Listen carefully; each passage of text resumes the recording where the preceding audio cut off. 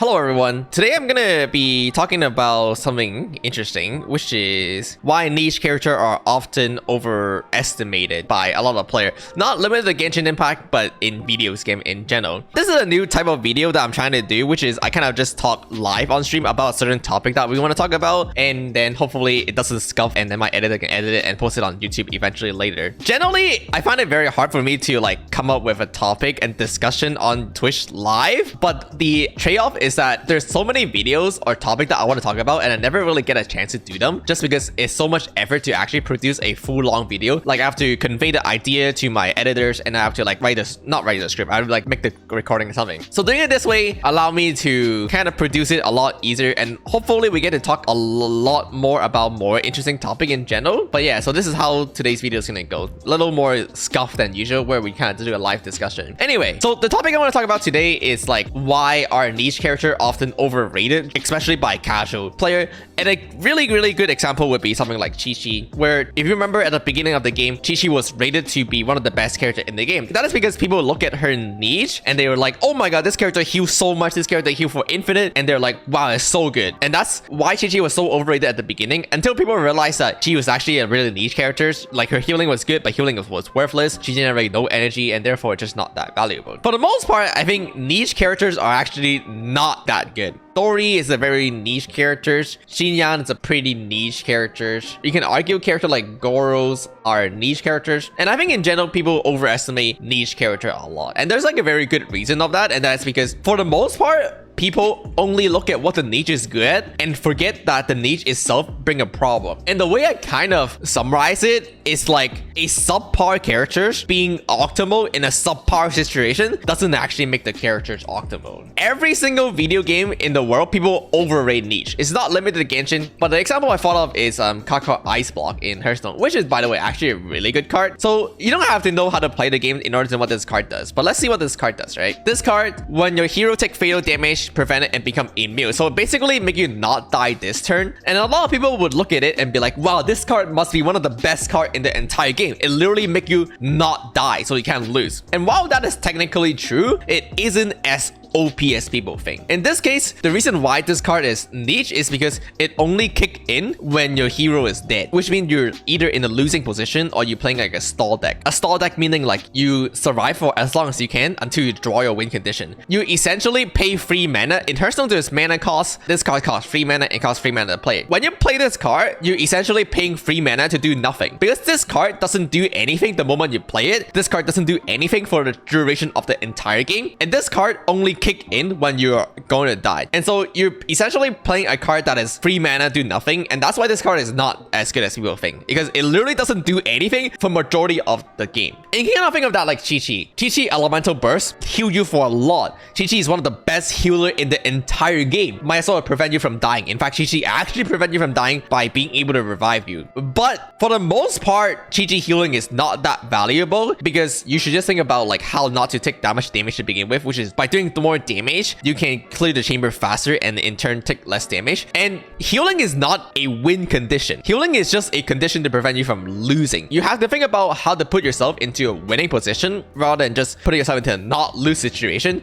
And so by putting in damage, that's your actual win condition. In addition to the fact that Chi-Chi just doesn't do anything outside of her healing, she has no energy generation, she has no cryo application, she has absolutely nothing. So the most common problem that people make is they would look at the character's niche being optimal in the niche situation and deduce that by extension the character is optimal, when it's really not true. And that's why so many people thought Chi-Chi was really good back in 1.0, is because they would look at, wow, Chi-Chi is so good in the healing category, therefore she must be a really good character in general. And that's turned out to not to be true, right? Goro is kind of similar. A lot of people might look at Goro being a really good character because he enabled Geocom, which is kind of true. Goro is the bread and butter of a Geocom now. You have to have Goro more or less to play Ito or Noel. But to be honest, Geocom is just not that good. Instead of thinking Goro is really good because he makes Geocom really good, you should just, again, think about how to put yourself into the not optimal situation to begin with, which is don't play a Geocom because Geocom is bad. Now, if you just really want to play Geocom, then you can do it. I'm not saying you can't play Geocom, but you have to realize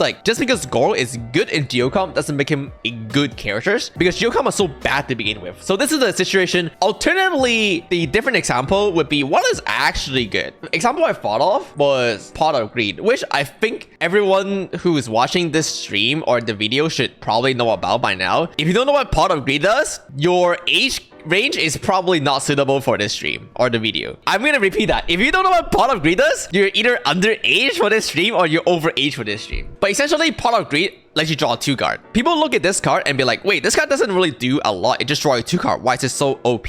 And the reason is because it's free advantage. In games, there often are a cost and stuff. In this case, Yu-Gi-Oh doesn't have the concept of mana cost. You just expand a card to play a card. Like when you play a card, you actually have to play a card, and that card like go to the graveyard or like you use up the card. What Pot of Greed does is that it gives you +1 hand advantage for free, which is why it is so broken. Let's say you have 5 cards in your hand. Playing Pot of Greed will reduce your hand size to 4. But then Pot of Greed draw you 2 cards, so it bring your hand size back to 6. So essentially, you start with 5 cards, and by playing Pot of Greed, you go to 6 cards. And it's what people refer to as hand advantage or card advantage. Because having more cards means you have more options. There are more choice you can play. There's more response that you can do. There are more monsters you can play. And so having 6 cards is just better than having 5 cards. And no matter what you do, as soon as you play Pot of Greed, you get +1 hand advantage. So you always gain from this card. And that's why this card is so good. It's just a generically always good card. That is kind of like Bennett, where no matter what team you're playing in the game, for the most part, putting Bennett in, it's just more optimal than not putting Bennett. And this is true for like most of the team in the game. There are a team that doesn't run Bennett, but a lot of people might not notice, but running Bennett in together with Hu Tao can actually improve your team just because Bennett is that strong. And like likewise, like 90% of the team in the game, putting Bennett in just automatically make your team better. Your Ito Geo team, putting Bennett in like basically make your team better.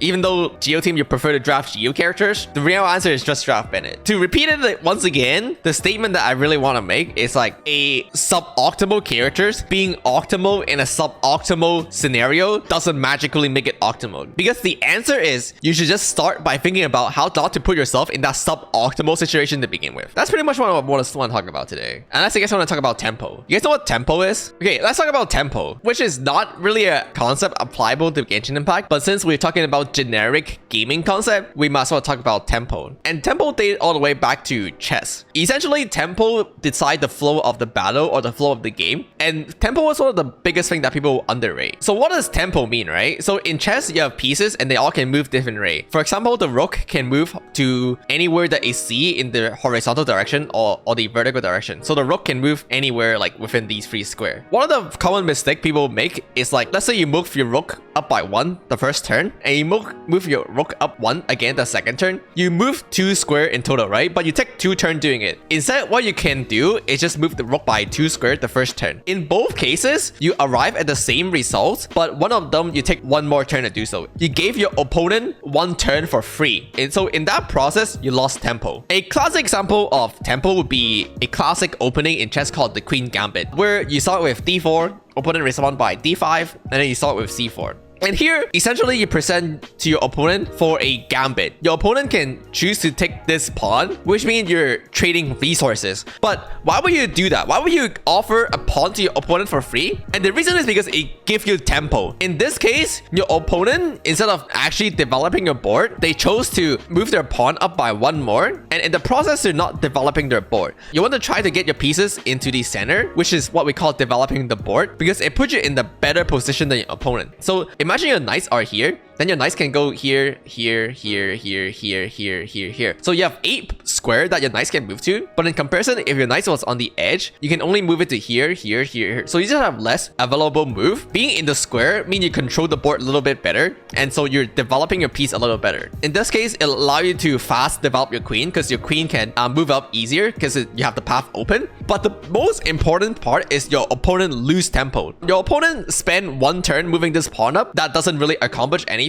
because they can't really move this pawn any further. This pawn being here doesn't really do anything, and you can easily take it back in the future. It also blocks this pawn from being developed, since pawn can only move forward in chess. So when you move this pawn up, this pawn can't go anywhere else. This pawn can't really do anything because it's being blocked by your own pawn. So in this case, these 2 pieces essentially can't do anything for the mid game, and so they lose tempo because the flow of the battle is just slower compared to you, where you can like move your bishop, move your queen. They're not developing their board, they're wasting time. So that's what tempo means. That's 2 two fundamental concepts that I think people always misunderstand. And I think that's why when you guys watches the stream or videos, you guys just have a better understanding about meta in general. It's because a lot of gamers out there, like casual gamer, no shame, but a lot of casual gamer out there just have a lack of fundamental understanding when it comes to video game. Like what is actually good in a video game? And different example of this would be Axiom Arc. If you talk to casual gamer in League, people would say like Axiom Arc is a really strong item. This item allow you to refund 25% of your ultimate, which basically lets you cast your burst more often. All the casual player always think this item is really OP, and it's what we refer to as a noob trap. A noob trap is essentially something that look really ridiculously strong to noob, so they do it even though it's pretty terrible. And this is a noob trap item. The reason why Axiom Arc is bad is because it doesn't give you combat power. So either you don't actually get to use this item because you don't have enough combat power to utilize it, or you're already ahead, so ahead that you don't need this item to win the game. So yeah, that's it. That's pretty much what I want to talk about. Just why people often overrate Leech. It's just because lack of fundamental understanding. And again, it's kind of scuffed for me to talk about a concept like this on stream, or just like kind of doing it kind of like a half scuff lecture. But I think doing it this way just allowed me to talk about more interesting concept in general, not limited to Genshin Impact. We can talk about Bitcoin, we can talk about promises. And so ask me what you want me to talk about, ideally Genshin related, but I can try to answer them to the best of my knowledge. And I think doing these kind of videos are fun. After all, the reason why I started doing content creating was because there are interesting concepts that I want to teach people about, right? Like character string is an interesting concept because people don't really understand it. And so that's the reason why I started doing content creations, because I just want to share knowledges, and these kind of deliver does it, even though it's a lot more scuff. But yeah, let me know what you guys think in the comment below. And as always, you guys know it, don't forget to like, comment, and subscribe. And thanks for listening to my tech talk.